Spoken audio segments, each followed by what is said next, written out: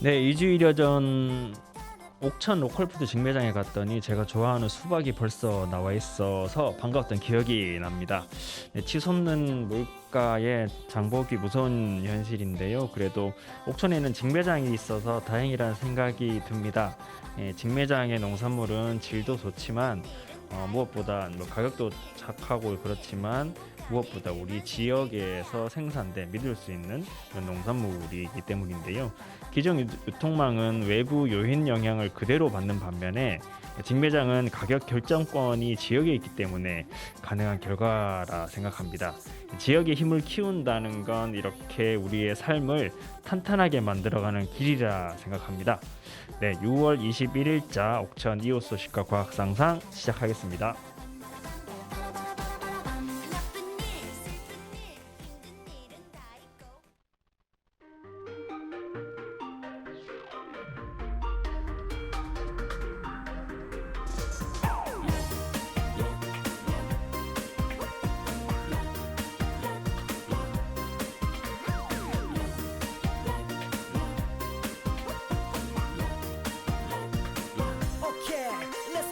일찍 오셨나요? 피곤해 보이네요. 아무리 힘들어도 챙길 건 챙기세요. 식사부터 하세요. 언제나 바쁘네요. 정신없어 보여요. 모든 걸 내려놓고 주위를 둘러봐요. 빨리 전화하세요. 참 사는 게 힘겹더라도 다 누구나 그렇잖아요. 늘 옆에서 응원할게요. 오빠 오빠 나는 오빠를 믿어요. 참 인생이 지겹더라도 다 누구나 그렇잖아요. 늘 그 자리를 지켜주세요. 오빠 오빠 나는 오빠를 믿어요. 배고픈데 밥은 먹어야지. 근데 누가 밥을 사줘야지. 사방팔방 둘러보아도 내 편 어디? 여기? 오케이. 해가 넘어갔어요. 캄캄한 밤이네요. 할 일이 쌓였어도 챙길 건 챙겨야죠. 식사부터 하세요. 언제나 바쁘네요. 정신없어 보여요. 모든 걸 내려놓고 주위를 둘러봐요. 빨리 전화하세요. 참 사는 게 힘겹더라도 다 누구나 그렇잖아요. 늘 옆에서 응원할게요. 오빠 오빠 나는 오빠를 믿어요. 참 인생이 지겹더라도 다 누구나 그렇잖아요. 늘 그 자리를 지켜주세요. 오빠 오빠 나는 오빠를 믿어요. 어두워진 그대 모습, 잃어버린 그대 미소. 오빠 모습 아니잖아. 이제 모두 날려버려요. 하나 둘셋 자 이제는 행복할 거야. 다 정말로 행복할 거야. 늘 옆에서 응원할게요. 오빠 오빠 나는 오빠를 믿어요. 참 인생이 지겹더라도 다 누구나 그렇잖아요. 늘 그 자리를 지켜주세요. 오빠 오빠 나는 오빠를 믿어요.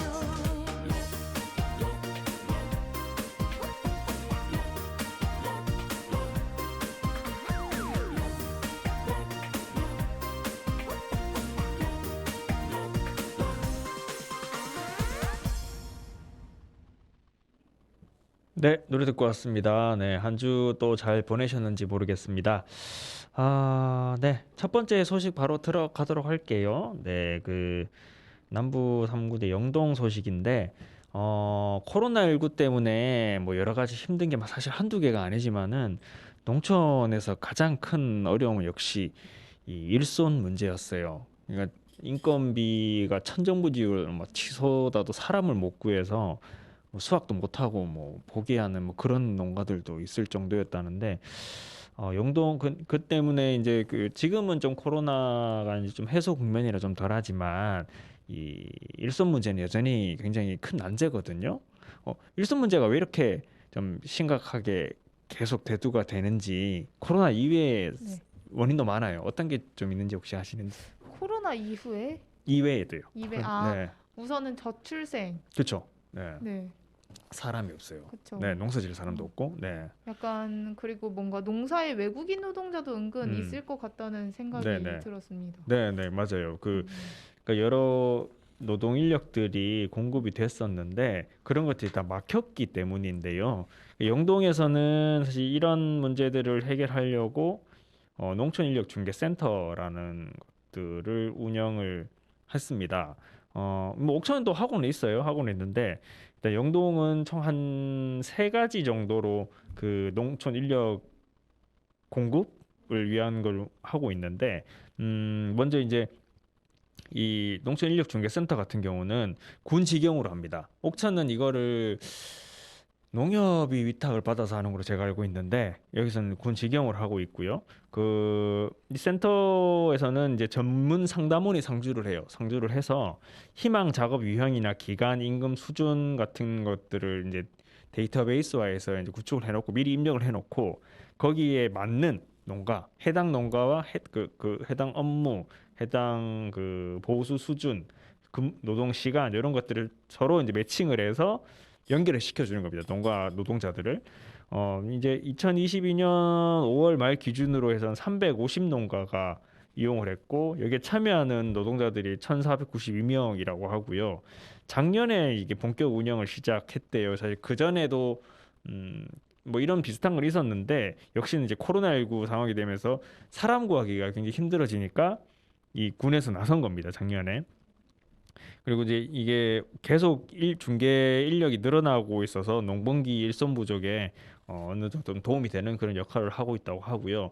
두 번째는 피디님도 말씀하신 바 있지만 이 농번기에 이제 외국인 계절 노동자 이 제도를 운영을 하고 있어요. 뭐 옥천도 하고는 있는데 영동 같은 경우는 이 자체적으로 자매 결연 도시를 맺은 곳이 있어요. 필리핀에 있는 두마게티라는 곳인데 이곳하고 협약을 맺어서 지금까지 39명의 노동자들을 초청을 해서 지난 4월부터 농가에 본격 투입하기 시작했다고 합니다.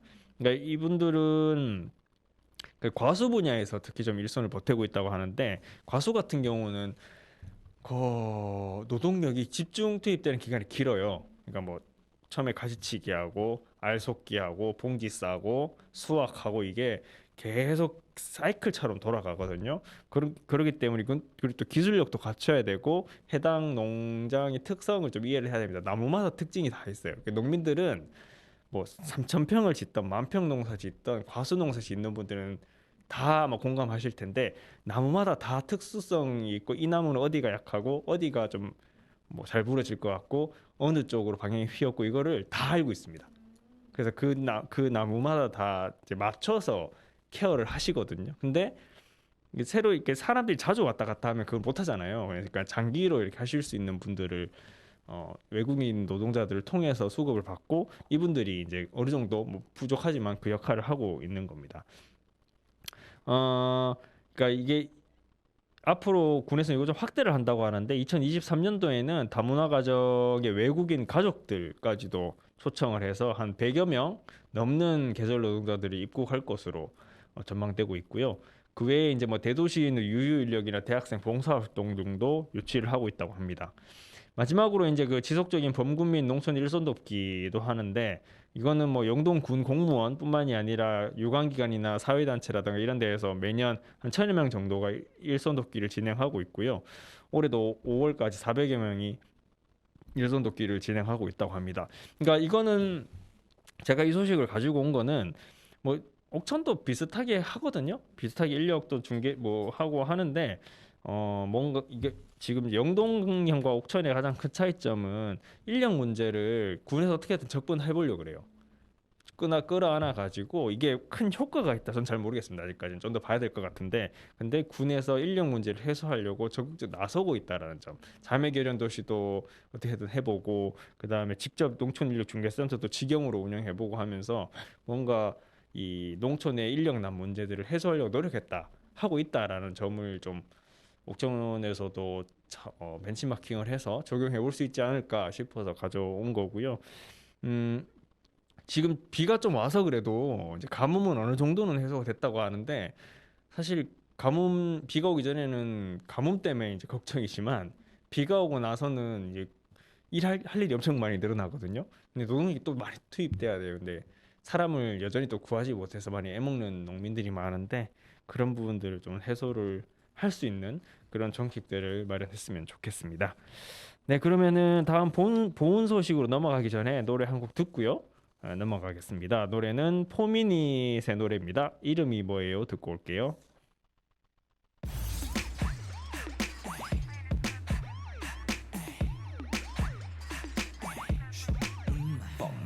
What's your name? What's your name?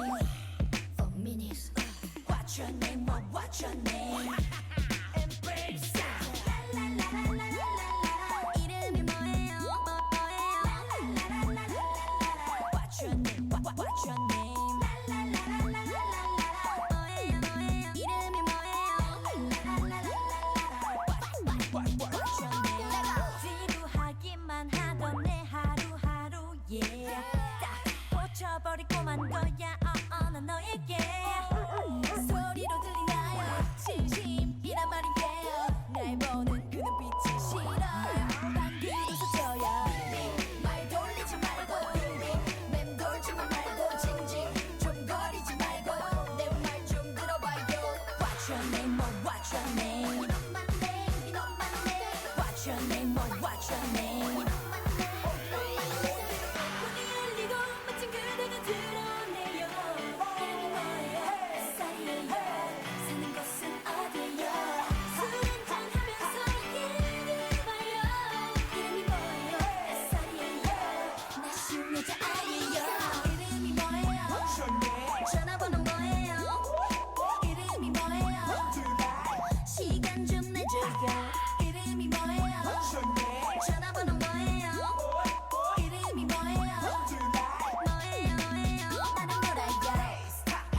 뭐가 그리 급해 나를 두고 가지마 Slow down 네가 원하는 대로 그러니 난 참지마 오늘 이 밤은 나와 같이 말 돌리지 말고 맴돌지만 말고 징징 좀 거리지 말고 내 말 좀 들어봐요 What's your name? What's your name? 이놈만 내 이놈만 내 What's your name? What's your name? 문이 열리고 멋진 그대가 드러내요 이름이 뭐예요? 몇 살이에요? 사는 곳은 어디예요? 술 한잔하면서 얘기를 봐요 이름이 뭐예요? 몇 살이에요? 나 쉬운 여자 아니에요 이름이 뭐예요? 전화번호 뭐예요? 이름이 뭐예요? 시간 좀 내줘요 이름이 뭐예요? 전화번호 뭐예요? 이름이 뭐예요? 나는 뭐라요? 이름이 뭐예요? What's your name? What's your name? 이름이 뭐예요? What's your name? 네, 노래 듣고 왔습니다. 네, 다음 소식이 제가 이제 포미닛의 이름이 뭐예요라는 노래 듣고 왔는데, 다음 소식이 이 봉군의회의 선거 이후 전반기 의장 인선에 관한 내용이라서 준비했어요. 대체 의장은 누가 될까? 뭐 이런 건 옥천도 사실 지금 방송일 전 녹화일 기준으로는 방송일 기준에도 아마 의장을 선출을 하진 못했겠죠. 7월 1일에 선출을 하니까. 근데 뭐 누가 될지를 가지고 관심을 모으고 있는데, 보훈도 비슷합니다. 네, 그래서 보훈 소식을 가져왔는데 지금 보훈군회가 이제 7월 1일 날 출범을 하거든요. 구대의회가. 근데 이제 원구성이 굉장히 관심을 모으고 있어요. 그래서 당연히 이제 뭐 다수당인 국민의힘 당선인 중에 누가 의장이 될 텐데 누가 될 것이냐를 가지고 얘기가 됩니다. 그 이제 국민의힘 이제 전체가 이제 8석이에요. 보훈도 8명의 군의원이 있는데 그중에 6석이 국민의힘 의원입니다. 네. 뭐 옥천보다 더 많죠. 옥천은 5명이거든요. 네. 그래서 여기서 이제 최다 득표율을 기록한 사람이 최부림 의원이라는 분이고 그다음에 나선곡에서 1위로 당선된 김응철 의원이 3선 의원이에요.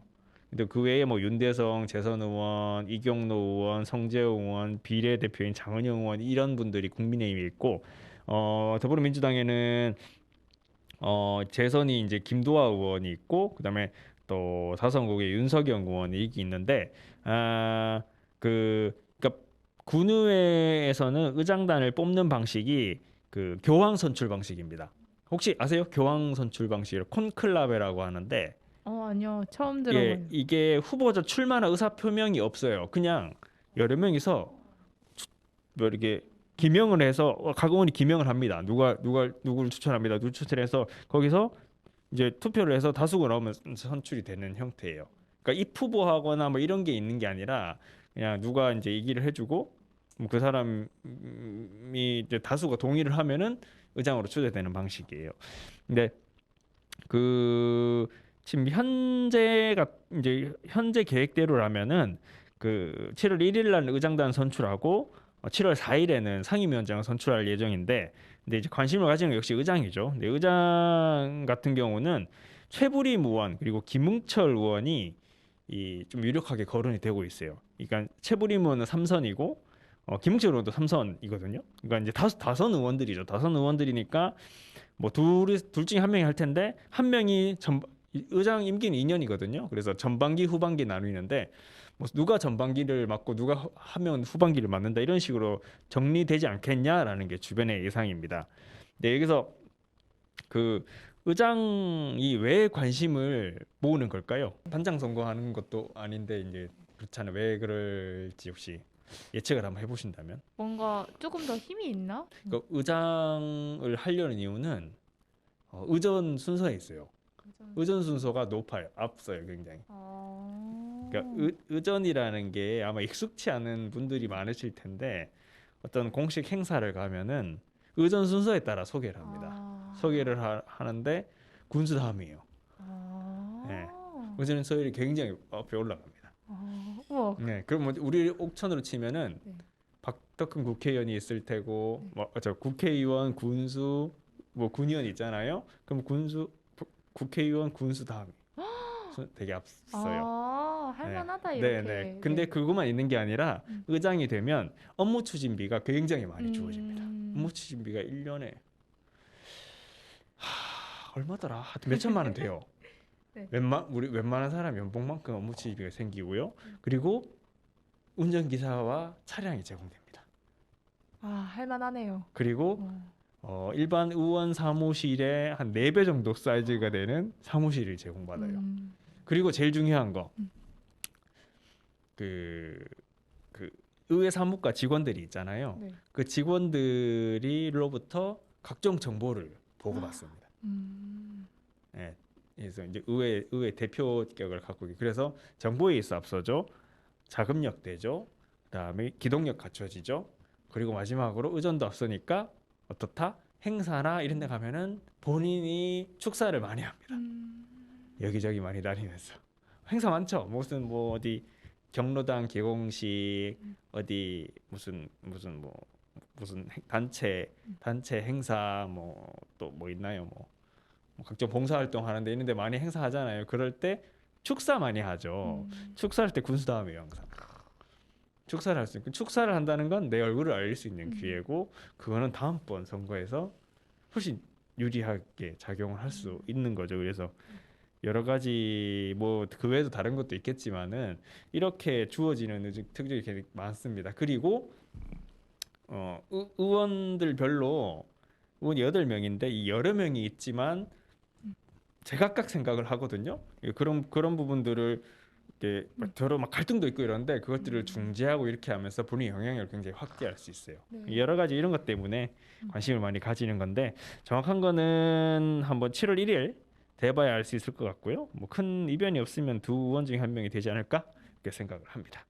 네, 그러면 이제 본 소식도 여기까지 하고 노래 한 곡 듣고 다음 이제 과학 상상으로 넘어가도록 하겠습니다. 노래는 박혜경의 레몬트리 듣고 오겠습니다.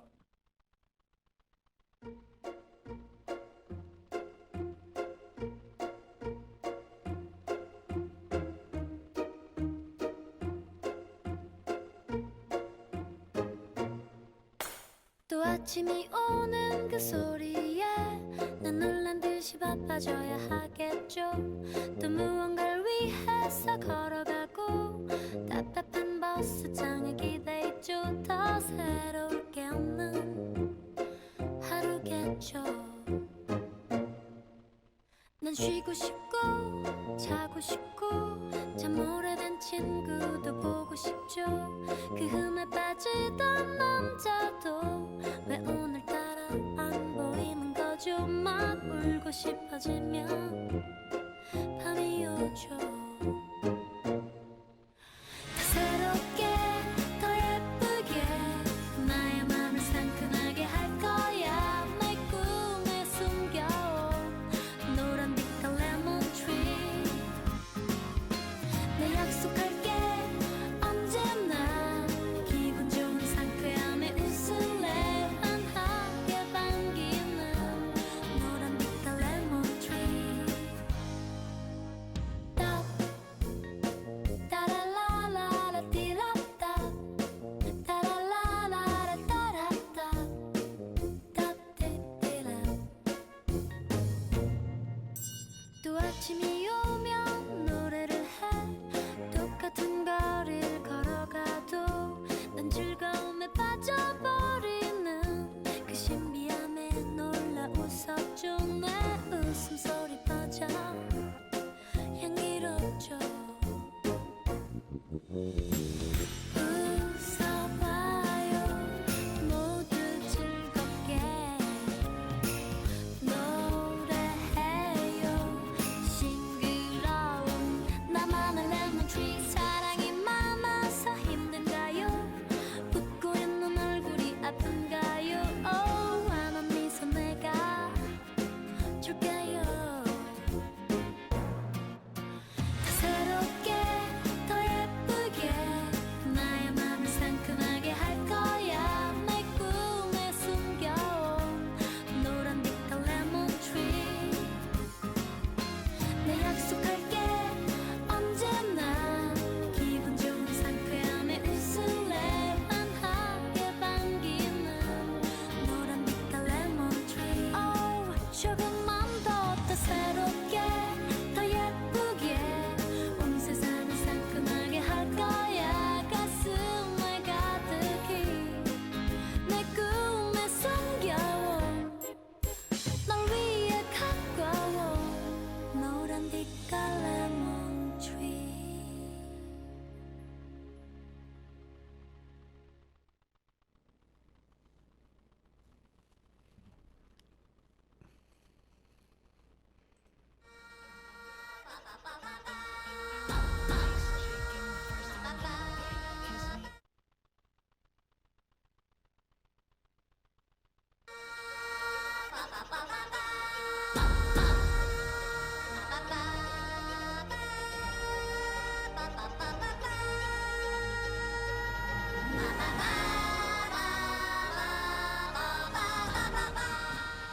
네, 오늘도 즐거운 과학 상상 시간이 돌아왔습니다. 네, 이번 주제는 네, 아마 PD님도 그게 이유가 있어? 라고 생각하실 것 같은데 인간은 왜 두 발로 걸어 다닐까 합니다. 어때요? 인간은 왜 두 발로 걸어 다닐까요? 저요? 전 진화해서 그렇다 생각했는데. 네. 저 흔히 알기 우리가 고등학교 때 배운 그거예요. 도구를 쓰기 위해. 그렇죠? 네. 뭐 진화의 일환으로 했다. 이런 얘기를 많이 합니다. 네. 오늘 제가 가져온 내용은 이 인간이 두 발로 걸어 다니는 이유는 돌아다니기 위해서. 라는 걸 결론부터 얘기하면 네. 인간은 보면 정말 돌아다니기 좋아합니다. 그 구글 맵스 혹시 쓰세요? 아니요. 거기 보면 이제 나의 이제 동선이 이렇게 표시가 되는데 저도 깜짝 놀라요. 내가 이렇게 많이 돌아다니나 싶을 정도로 뭘 안 한다고 생각을 했는데 엄청 많이 돌아다니더라고요. 근데 저뿐만이 아니라 사실 이제 많은 분들이 연중에 정기적으로 여행을 떠나기도 하고 또 일을 하면서도 여러 가지 이유로 이건 사투리죠. 여러 곳을 다니는 경우가 흔하죠. 근데 요즘 같이 이렇게 이제 노마드 유목 같은 형태의 삶이 일상화된 세상에서는 한 지역에서만 오랫동안 자리 잡고 있는 게 오히려 약간 뒤처진다는 그런 이건 뭐 편견이죠. 예, 편견 마주치고 있습니다. 사실 PD님도 정기적으로 여행도 떠나시고 휴가도 가시고 그러시지 않나요? 저는 사실 많이 가볼 기회는 없었어요. 네. 이렇게 떠나고 싶다 이런 생각이 막 들 때는 있으시죠? 요즘 진짜 많이 들어요. 그게 진짜. 저도 이따가 얘기를 할 건데 네. 이게 사실 우리가 흔히 돌아다니는 삶을 살기 때문에 이게 익숙하다고 생각할지 모르겠는데 사실 그러니까 이제 생명체들의 삶을 보면 특정 서식지를 벗어나 다니는 경우는 극히 드물어요. 거의 안 벗어납니다. 그거를 대부분 생물들이 이제 한정된 범위에서 일생을 보내거든요. 근데 오늘 주제는 이제 우리가 왜 여행이나 방랑을 떠나냐, 그리고 또 그게 왜 두 발로 걷는 것과 연관이 되는 거냐에 대해서 이제 한 내용인데 이 내용은 이제 박한선이라는 신경 인류학자가 쓴 이제 우리 안의 방랑자라는 글이 있는데 그 글을 참고했다는 점 말씀드립니다. 네, 이제 우린 두 발로 걸어요. 근데 영장류에서 두 발로 걷는 건 인간이 유일합니다. 근데 뭐 잠시 두 발로 걷는 동물들도 있어요. 저기 원숭이류나 이런 보면은 근데 뭐 걷지 못하고 지쳐요. 그 동물들은. 근데 우리는 네 발로 걸으면 지칩니다. 그렇죠? 네 발로 걸어 보셨어요? 어렸을 때 학교에서 장난칠 때. 네, 그 학교 장난칠 때 이렇게 걸어 보세요. 저도 이 글 쓰면서 한번 걸어 봤거든요. 방 안에서. 그래서 이제 우와. 저희 아들이 되게 희한하게 이상하다는 쳐다봤는데 초를 재고 해봤어요. 몇 분이나 제가 했을 것 같아요. 계속 이래 왔다 갔다 해봤거든요. 우와. 예, 뭔가 5분, 10분? 5분도 못 가요. 아. 제가 2분만 하자 이러고 했었어요. 너무 힘들어요. 헐. 예, 힘들더라고요. 그러니까 두 발로 분주히 이제 여러 곳을 다니는 건 인간밖에 없어요. 아직까지는. 근데 인간이 왜 두 발로 걷는지에 대해서는 앞서서 제가 말씀드린 것처럼 학교에서 배울 땐 도구를 쓰기 위해서다 뭐 이렇게 많이 배웠잖아요. 근데 그건 틀렸다는 이론이라고 볼 수 없는 게 인류학계에서 오랫동안 논란으로 이어지는 이슈입니다. 아직 결론을 못 냈어요. 그러니까 인간이 왜 두 발로 걷기 시작했는지를 잘 모르는 겁니다. 다들. 근데 이제 가설이 몇 개 있어요. 이 몇 개 살펴보면 첫 번째는 두 팔 가설. 그러니까 제가 말씀드렸던 거예요. 도구를 사용하기 위해 진화했다. 근데 이게 찰스 다윈이 주장한 거거든요. 다윈의 진화론에서 나오는 건데 팔이 자유롭기 위해서 두 발로 걸었다는 건데 이게 시기가 안 맞아요. 따져보면은. 그러니까 석기 발명 시기와 두 발 걷기의 진화 시기 사이에는 수백만 년의 차이가 납니다. 그러니까 도구를 위해서 섰다면 도구를 쓰는 시점에 서야 되거든요. 근데 두 발 걷기를 하는 시점과 도구를 쓰는 시점이 달라요. 너무 많이 떨어져 있기 때문에 이거는 그래서 돌을 던지기 위해서라는 가설도 있어요. 그러니까 석기는 돌을 들고 막 쓰는 거죠. 근데 이게 돌팔매질을 하기 위해서라는 가설도 있는데 근데 이것도 과학자들에 따르면 돌을 던진다는 건 뇌가 엄청나게 발달을 해야 된답니다. 그러니까 특정에 있는 맞추기 위해서잖아요. 맞추려면 그 던지는 행위를 하기 위해서는 뇌가 발달해야 되는데 일정 수준 이상 뇌의 발달과 두 발 걷기의 진화 사이는 역시나 수백만 년의 간격이 있다고 보면 돼요. 그렇게 생각하시면 돼요. 갓난아기들 보고 돌 던지라고 하면 못 던집니다. 예. 그래서 이제 두 번째 또 가설이 생태 환경 가설이라고 해서 더위나 포식자, 물 등 환경에 따라 적응하기 위해 두 발로 걷게 되었다는 가설도 있어요. 이게 가장 최근에 떠오르는 가설이라는 것 중에 하나가 체온 가설이라는 게 있거든요. 체온 조절.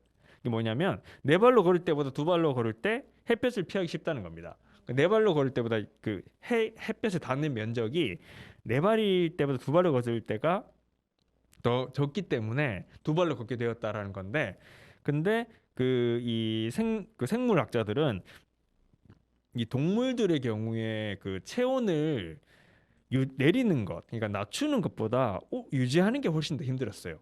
이 역사적으로. 그렇기 때문에 그 체온을 오히려 낮추기 위해서 진화했다. 이거는 좀 설득력이 떨어진 주장이다. 뭐 이렇게 얘기를 하고 있고요. 그 외에 이제 뭐 포식자로부터 자유롭기 위해서 직립 탐색을 했다는 가설도 있고요. 그 미어캣처럼요. 또 물 근처에 살게 되면서 이제 물이 깊으니까 숨을 쉬기 위해서 이 두 발로 걷기 시작했다는 가설도 있습니다. 근데 이런 가설들은 피디님 보시기 어떠세요? 이게 좀 설득력 있는 것 같아요? 저는 약간 있다고 있는 것 같아요. 보는? 근데 이게 대체적으로 설득이 좀 떨어지는 가설, 진짜? 네, 떨어지는 가설들이고 음. 조금 진지한 가설도 한번 살펴볼게요. 그러니까 이제 또 이제 가설이 물건 운반 가설이라는 건데, 이게 1978년에 고일 유학자 메리 리키가 탄자니아 라이톨리라는 지역에서 긴 발자국 화석을 발견했다고 합니다.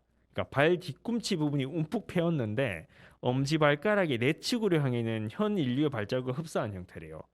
근데 여기서 흥미로운 건 발바닥의 외측면이 두드러지게 패여 있다는 건데, 이게 어떤 뜻이냐면 뭐 이렇게 여기 발이에요. 여기가 움푹 파여 있다는 겁니다. 그러니까 사람들이 이렇게 여기 힘을 더 주고 걸었다는 거예요. 이쪽 당시 사람들이. 근데 이거는 이걸 본 이제 인류학자 피터 슈미트가 이게 어린아이의 발자국이랑 비슷하다고 봤대요. 이거 어떤 어린아이냐면 그 걸음마를 시작한 어린아이 생각해 보세요. 자, 어른은 어떻게 걷습니까? 이렇게 팔을- 카메라에 안 자, 보이지만 팔을 네. 이렇게 팔을 비즈는 봤을 때 네. 팔을 앞뒤로 흔들면서 걷죠. 네. 뭐 크게 흔드는 경우도 있고 약간 흔드는 경우인데 아이들은 어떻게 걷죠? 아이들 이렇게 네. 뒤뚱뒤뚱. 아이들은 팔을 흔들지 않아요. 네.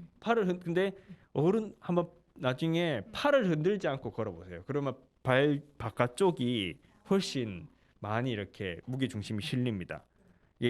그래서 아이들은 팔과 상체를 흔들지 않고 걷거든요. 상체도 안 흔들어요. 저는 그래서 제가 우리 아기 봤어요. 또 이걸 보면서 진짜 그렇게 걷더라고. 그리고 이제 쿠션이 있어서 이렇게 봤는데 정말 바깥쪽이 더 패입니다. 신기하더라고요. 그래서 근데 어른이라도 물건을 양손에 들잖아요. 그러면 마찬가지 변화가 나타난답니다. 그러니까 이게 물건을 들기 위한 이유라는 거예요. 그러니까 오스트랄로피테쿠스 같은 경우는 걸음을 이렇게 걸었다고 하거든요. 그러니까 팔을 흔들지 않는 거예요. 상체를 흔들지 않고 걸은 거죠. 근데 그 물건을 들기 위해서 이렇게 했다라는 그런 가설이고요. 그다음에 본투런 가설이 있습니다. 본투런, 네, 간단한데 네. 달리기 위해서 두 발로 걸었다라는 겁니다. 사냥을 하거나 탐색을 하기 위해 진화했다는 건데, 뭐 앞에서 피디님이 앞에 이론도 뭐 좀 설득력이 있다라고 말씀을 하셨는데 그럴 수밖에 없어요. 이게 여러 가지 가설이 있는데 어느 것 하나 확실하게 이거다 싶은 게 없습니다. 아직까지는. 왜 두 발로 걷는가에 대해서. 근데 박한선 이 학자는 철새를 둘러싼 가설을 바탕으로 새로운 이야기를 전개해요. 그래서 저는 이게 좀 얘기가 재밌어서 가져왔는데 이야기는 노래 한 곡 듣고요. 예, 계속 이어가겠습니다. 노래는 얼반 콘이라는 가수죠. 네. 가수인데 Never Enough 듣고 오겠습니다.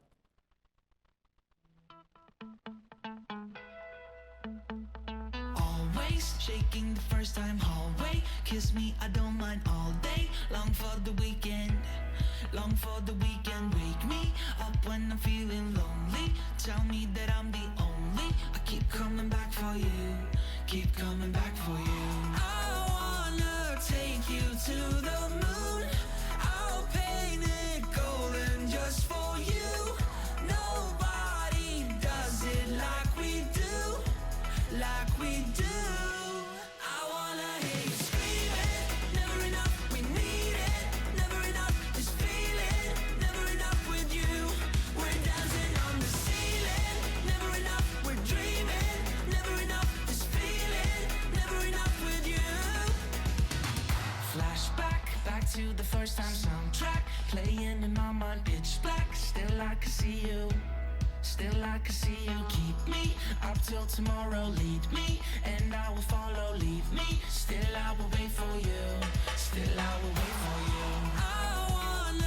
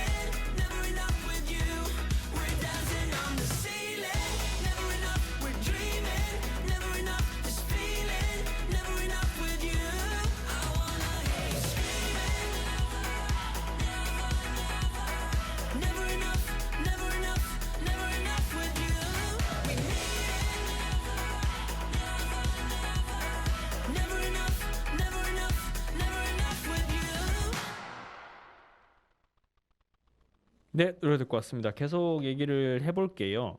철새 가설에 대해서 이제 얘기를 하기로 했잖아요.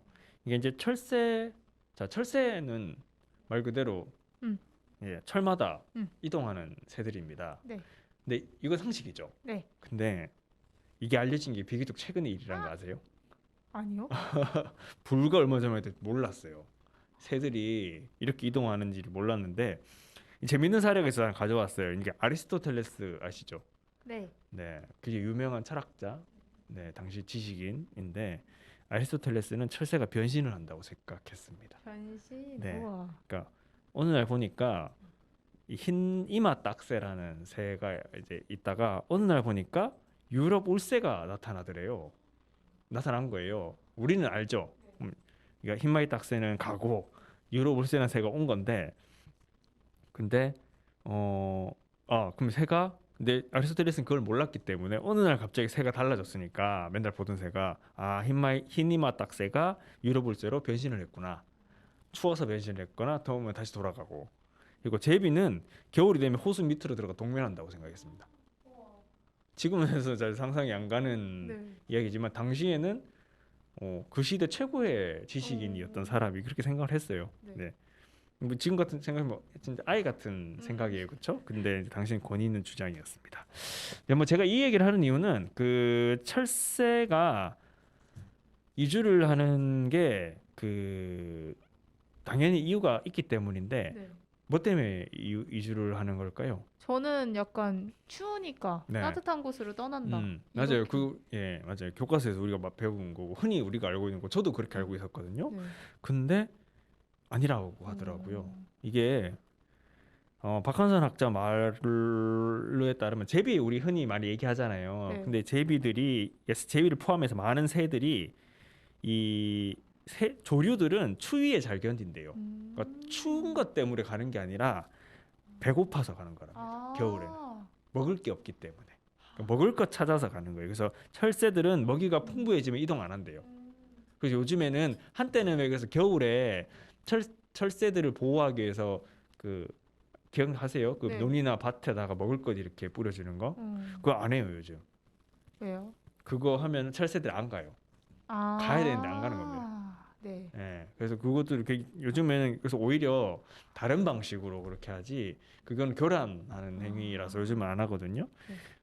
그래서 그러니까 겨울철에 모이통을 두는 것도 다시 생각해봐야 될 부분인 건데 아무튼 이제 철새는 더 배불리 먹고 더 많은 알을 낳을 수 있는 지역, 그러니까 이제 번식하고 종족의 보존을 할 수 있는 훨씬 좋은 환경을 찾아가는 거잖아요. 그래서 대규모 이주를 하는데.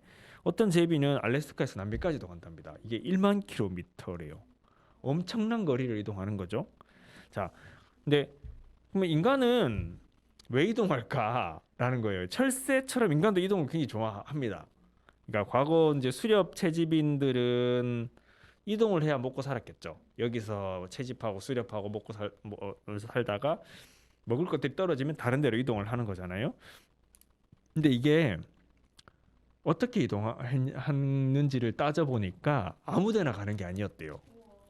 그러니까 계절에 따라서 규칙적으로 이동하는 모습을 보였답니다. 그러니까 지금 몽골에 있는 유목민들이 특정 지역을 계속 번갈아 가면서 6군데를 돈대요. 6사이클을 돌고 오면 다시 원래로 돌아오는데 그 사이에 거기가 이제 회복이 되는 그런 개념인데 이 규칙적으로 이렇게 이동하는 경향을 보였다고요. 이게 미국에 사는 인디언 종족인 쇼쇼니족이라고 있습니다. 이분들은 잣나무와 향나무가 있는 마을에서 겨울을 보내고 봄이 되면 계곡을 따라 내려와서 구근하고 씨앗을 채집해서 살아요. 여름에는 강과 습지에 가서 물고기와 몰새를 사냥하고요. 겨울에는 다시 산으로 와서 사슴 등을 사냥하면서 겨울을 준비합니다. 그러니까 이런 삶은 오늘날까지도 이어지고 있다는 거예요. 근데 초기 인류 환경은 어땠을 것 같아요? 그러니까 왜 이렇게 계속 이동하면서 살아야 되는데 그 당시의 인류 환경은 열악했겠죠. 지금서 농사를 지을 수도 없었고 농사를 짓는다 하더라도 소출이 많이 나지도 않았을 거고요. 그래서 최초 인류는 식량을 찾아 이동했을 가능성이 굉장히 높습니다. 그러다가 적극적으로 이동하는 개체가 나타났고 두발 걷기는 여기에서 점점 진화됐을 거라고 얘기를 해요. 왜냐하면 그 장거리를 이동하는 데 있어서 두발이 훨씬 유리합니다.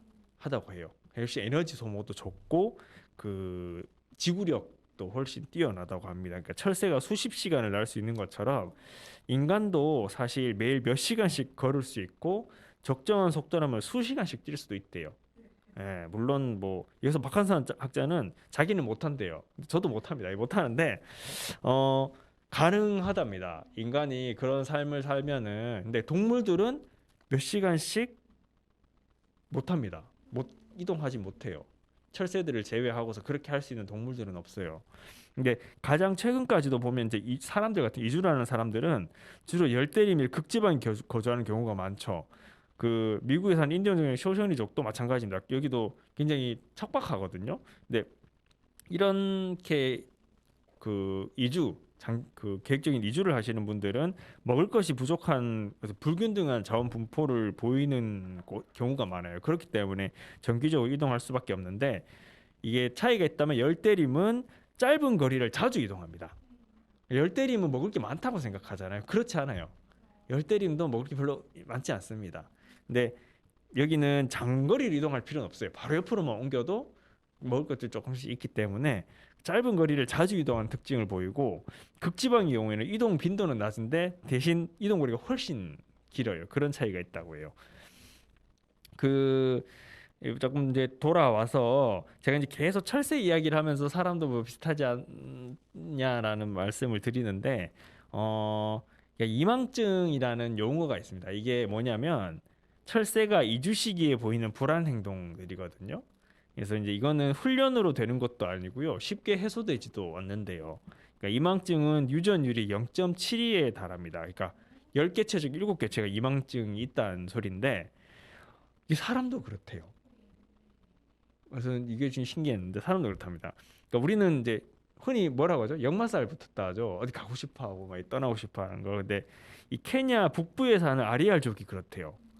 그러니까 이들은 원래 유목 민족이었는데 최근 정착해서 사는 사람들이 많이 늘어나고 있답니다. 그래서 이들을 대상으로 이 도파민 수용체와 관련된 유전자 중 하나에서 외향성, 그러니까 이제 유목 생활과 관련된 게 있다는 연구 가설이 나왔는데 이 아리알족을 남성을 대상으로 여전히 유목을 하는 사람과 그렇지 않은 사람, 정착해는 사는 사람을 비교한 결과가 있어요. 근데 이 외향성 유전자가 있는 경우라면은 유목을 하는 경우가 훨씬 건강했답니다.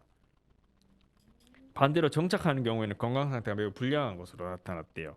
그러니까 이런 제 유전적 요인은 과거에 이제 뭐 빙하기 시대 이전이나 이제 굉장히 험했던 시기에 긴 이주를 위한 대응으로 이어졌을 수도 있어요.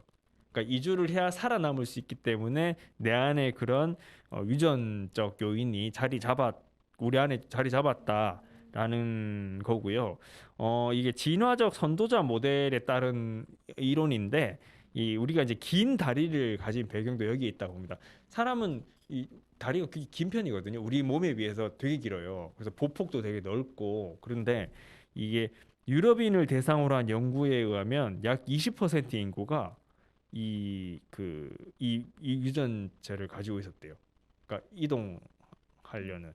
긴 다리가 아니라 이동하려는. 네네네. 그러니까 다리가 긴 거는 전반적인 성향, 우리 지금 인류의 특징이고 이 20%의 인구는 아까 말씀드렸던 이동하고 싶어하는 일종의 이망증 같은 그런 개념의 그런 유전자를 가지고 있었다고 해요. 네. 그러니까 이 같은 흐름을 종합하면은 인간은 결국 이동하는 동물이 아니냐라는 점을 알 수 있는데 이게 플라이스토세라고 신생대 4기 전반이거든요. 그러니까 인류가 있을 때죠. 내내 그랬대요. 이 시기 내내 그랬다고 합니다. 그래서 수천 년 전부터 인류 대부분은 정착을 했지만 여전히 새로운 곳으로 떠나려는 정신적 형질은 남아 있는 거다라는 거예요. 그래서 이제 이 박한선 학자 말대로 이게 문득 밤하늘의 별을 이런 얘기를 하더라고요. 문득 밤하늘의 별을 바라보면서 어디론가 떠나야 한다는 생각이 들면은 우리가 나그네 인류이기 때문인지도 모르겠다라고 얘기를 해요. 근데 네, 그래서 일단은 뭐 그런 이론이고 노래를 작업 시간이 얼마나 남았죠? 노래 듣고 올 수 있습니다. 네, 그러면 노래 한 곡 듣고요. 제가 이 얘기를 오늘 결론을 말씀드리도록 하겠습니다. 노래는 산들에 그렇게 있어줘 듣고 올게요. 아직 누군지 몰라. 그려본 모습은 있지만 내 생각과 다른 모습에 못 알아볼까 걱정은 안 해. 아무것도 못해도 하루가 아깝진 않아. 어떻게든 시간이 지나야 빨리 만날 것 같아. 그댈 알아볼 수 있도록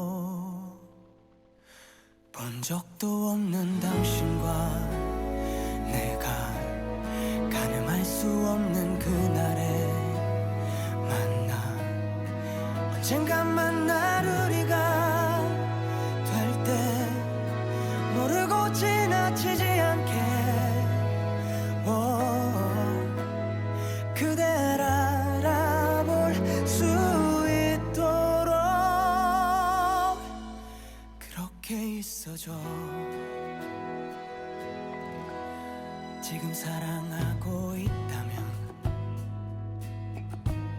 아름다운 사랑을 해요. 질투는 많이 나지만 그래도 행복하면 좋겠어.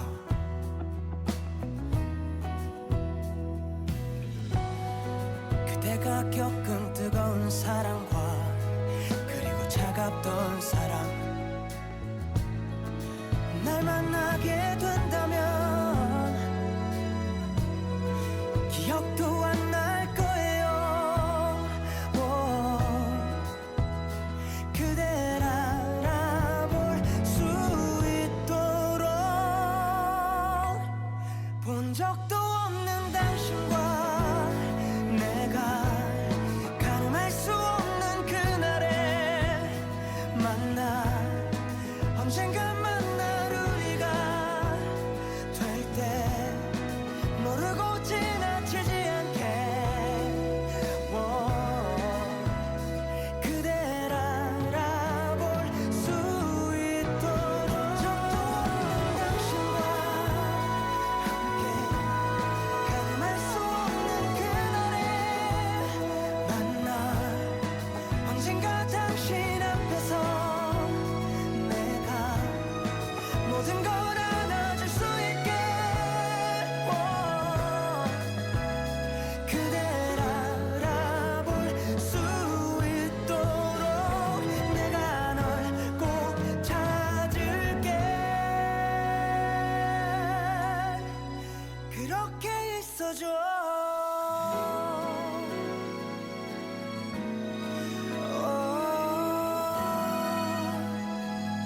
그렇게 있어줘.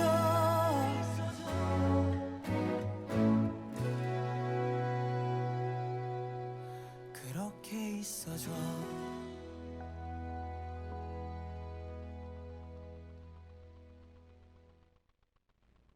네, 제가 항상 그렇듯이 이제 과학 이야기뿐만이 아니라 과학 이야기에서 우리가 어떤 걸 받아들여야 되는지에 대해서도 이제 이야기를 해보려고 합니다. 이걸 보시는 분들 중에 우리가 원래 그래 우리가 인류의 이 내재되어 있었어. 내가 떠나고 싶은 아까 PD님도 정말 떠나고 싶다라는 생각을 하셨다고 하는데 저도 사실 그리고 지난주 휴가도 갔다 왔는데 휴가 갔다 오기 전에는 정말 떠나고 싶었어요. 정말 이도 너무 힘들고 근데 그럴 때 보면은 일이 힘들 때가 많죠. 힘들거나 지쳤거나 여러 가지 이유가 있어요. 근데 뭐 그거는 잠깐 떠났다 오는 거지만 우리 이제 현대 사회에서는 그 이 역마살이나 이망증은 별로 도움이 되지 않는 그런 거죠. 예, 오히려 사회생활을 정상적으로 하기 힘들게 만드는 그런 불안 요소들입니다. 근데 이게 나한테 혹시나 이런 걸 가지고 계신 분들은 왜 이런 게 나한테 있어 날 이렇게 힘들게 하나 생각하지 마시고 그게 인류의 중요한 생존 요건이었어요. 그게 나한테 그냥 남아 있는 것뿐인 거고 슬기롭게 이제 헤쳐 나가시면 될 거죠. 이제는 내가 어쨌든 뭐 머물러서 한 자리에서 하나만 파는 게 대체로 유리하잖아요. 근데 과거의 생존 시기에는 이 이동해 다니면서 여러 개를 할 수 있어야 되는 그런 시기였으니까 그런 거고요. 뭐 농촌에서 대도시로 떠나는 경우도 있긴 있습니다만은 그거는 이게 유목하고는 다르죠. 네, 이렇게 먹고 살기 위해서지만은 이만큼과는 관계가 없으니까 논외로 하고요. 뭐 이제 저기 우리는 이제 대체로 정착해 살지만은 그래도 저는 우리가 힘들거나 지쳤을 때 여행을 가거나 떠나고 싶다는 생각이 드는 거는 그런 마음이 생긴 거는 저는 이 우리가 이런 이동하는 삶을 살았던 인류의 그 영향을 받는 게 아닌가라는 생각을 해요. 그래서 뭐 이거를 뭐 여행으로 풀기도 하고 휴가로 풀기도 하지만 그때뿐이잖아요. 갔다 오면은 며칠 있으면 또 언제 내가 휴가 갔나 싶으면서 또 이제 현실에 막 헉헉 하시는 분들이 많은데 근데 그래서 특히나 뭐 이렇게 젊은 분들이 이제 밤에 잘 때쯤 되면은 이주불안에 많이 이제 시달릴 거예요. 내가 제대로 가고 있는 게 맞든지 또 뭔가를 다 정리하고 이제는 떠나야겠다 뭐 이런 생각이 강하게 드는 때가 그때인데 물론 이제 주변 환경이 나의 생존에 좋지 않은 상황이다. 여러 가지 요인이 있겠죠. 그런 게 있다면 어, 떠나는 경우에 가장 효과적 선택이죠. 모든 걸 정리하고 그렇지만은 당장 모든 걸 팽개치고 떠나지는 말라고 말하고 싶어요. 이거는 이 박한선 학자도 같이 얘기를 하는 건데 그러니까 어디로 갈지 어떻게 갈지를 확신하게 정해야 됩니다. 그러니까 그거는 과학적으로 증명이 되는 게 우리가 앞서 다뤘던 철새들 그리고 수렵 채집하던 그 사람들도 무작정 떠나지 않아요. 정확하게 갈 곳을 정해놓고 갑니다. 그러니까 당장 떠나고 싶겠지만요. 그렇게 떠나면은 생존율이 낮아진다. 그래서 갈 곳을 명확히 정하고 어떻게 갈 것인지를 정하고 그리고 정말 내가 여기서 있는 게 정말 이게 아니다. 더 이상은 아니다라고 판단이 했을 때 그렇게 준비하고 떠나시는 걸 추천드리고요. 음, 어, 혹시나 또 내가 막 너무 힘든데 이게 떠나고 싶은 이런 마음을 도대체 뭘까라고 좀 생각하셨던 분들은 이번 시간을 통해서 약간은 나의 마음을 이제 각자 스스로의 마음을 이해할 수 있는 그런 기회가 됐길 바랍니다.